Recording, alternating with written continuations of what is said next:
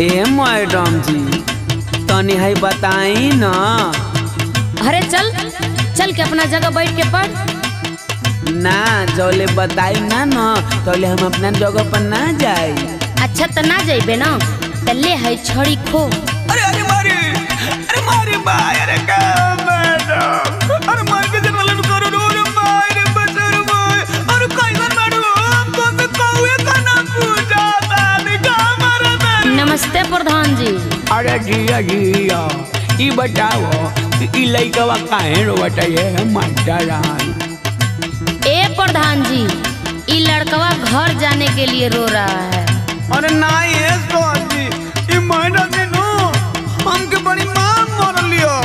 ए master रान अरे काहे मरलू है लइकवा कहो कुछ बताई। ए मुखिया जी ई मैडम ने नाम बताइयो सुनो ना आप बताओ तनी काहे मार लियो। अरे बताओ बाबू। मैडम जब स्कूलिया खाली फोन में पर बतिया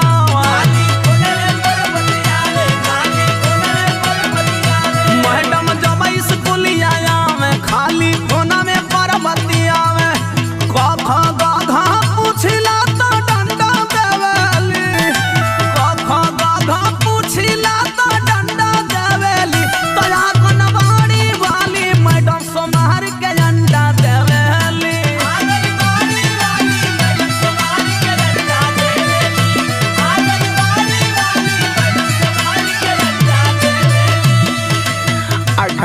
बता कि करे मैडम हमार टाइम टाइम से दे कि नहीं दे रे बोलो बे। हाँ प्रधान। अच्छा ये बता कि कहिया कहिया दे रे अब का दे ले। सुनो प्रधान हम बताओ तनी कि का देली अब कहिया देली। मंगल बुधवार के बनावे पूरी सब्जी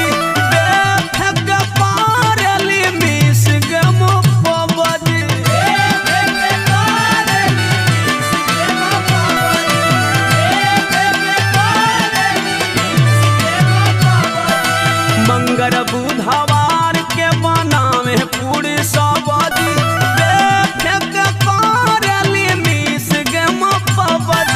गर्मी ज्यादा बढ़ेला तो पेप्सी ठंडा लेवली गर्मी ज्यादा बढ़ेला तो पेप्सी ठंडा लेवली और आंगन बाड़ी वाली मैडम समार के अंडा देवली।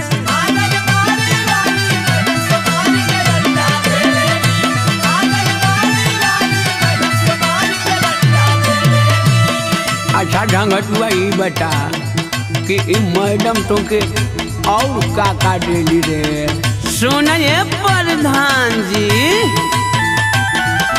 सूखे सुख बनावेली चावल और दाल के सोनी चर के आके देखो मैडम के हाल के सोनी चर के आके देखो मैडम के हाल के सोनी चर के आके देखो मैडम के हाल के सूखे सुख बनावेली चावल और दाल के सोनी चर के आके देखो मैडम के हाल के टाइम ज्यादा बढ़ेला तो घड़ी में घंटा देखेली टाइम ज्यादा बढ़ेला तो घड़ी में घंटा देखेली और आंगन बाड़ी वाली मैडम सोमार के अंडा देवेली।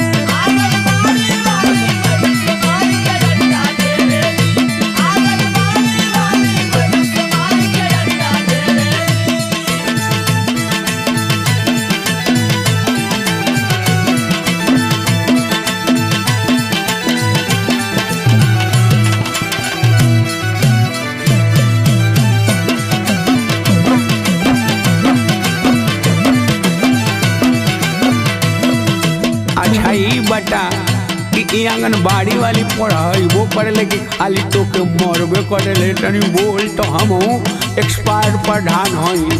सुनिए प्रधानी हमके काहे मारले वाली बताओ तनी। अरे सुने खाली तैयार बानी।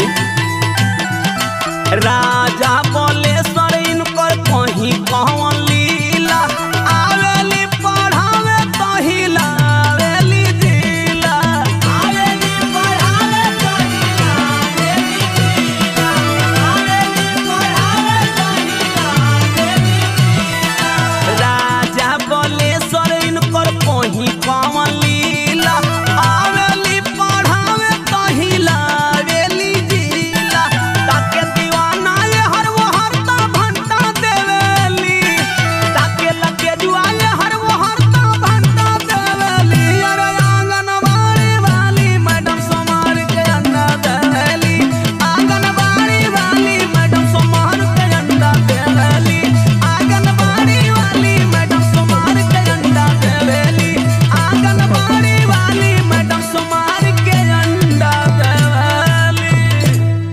कर दे वाला मीनू है प्रधान।